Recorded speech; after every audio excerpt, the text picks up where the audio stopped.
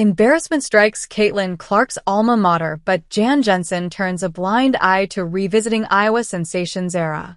Everyone expected this season for the Iowa Hawkeyes to look a little different. After all, replicating the Caitlin Clark era was always going to be a tall order. But by winning 8 straight games right out of the gate, this squad gave fans a flicker of hope. Maybe, just maybe, they could pull it off. However, now reality's hit hard. Back-to-back losses in Big Ten play have fans raising eyebrows and, naturally, comparing this team to last year's juggernaut. But head coach Jan Jensen? She's not having it. "I think it's really important for everybody to let this team be this year's team," she said, clearly exasperated by the constant comparisons. "Everybody keeps looking back, but these guys are giving me a lot, and they're still young." And she does get a point. This team isn't seasoned like the one that spent 4 years building something special. New coach Jensen, who also saw that team growing as an associate coach, knows the challenge ahead is keeping her squad focused because, as she put it, there's a lot of season left.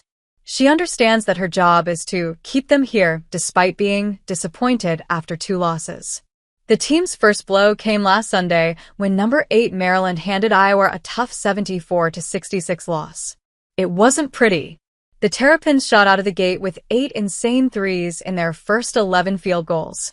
Before Iowa knew what hit them, they were down 25 points. Sure, they clawed back to make it a single-digit game late in the second half, but the damage was done.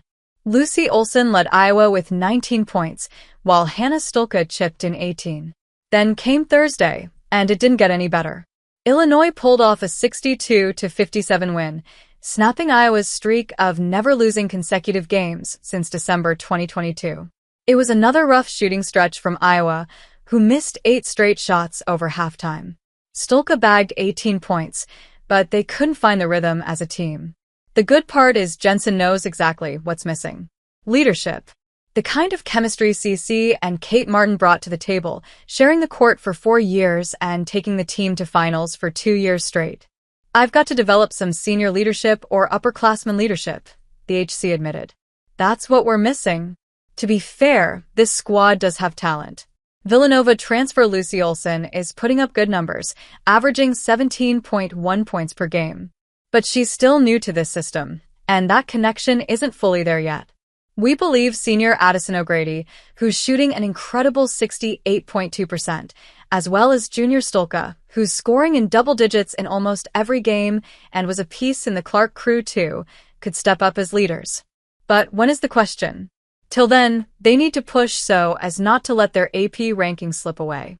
Despite the stumbles, Iowa remains at number 23 in the AP Top 25 Women's College Basketball poll entering Week 10. Looks like the gutsy effort against Maryland probably helped keep them in place. For now, they sit at 11-4 overall and 1-3 Big Ten record. But now the pressure's on now. They had 2 chances to climb the rankings this week, and after dropping the Illinois game, all eyes are on their Sunday matchup against Indiana. Can they bounce back? In the Big Ten, it's a fierce battle. Undefeated UCLA is sitting pretty at the top, while Maryland and Ohio State dominate the top 10. Michigan State and Michigan round out the conference's ranked teams. For Iowa, holding their spot amidst such competition is no small feat nevertheless. Going forward, it's going to take some serious work to bring out the best in this young squad. Hope they continue the legacy of Caitlin Clark.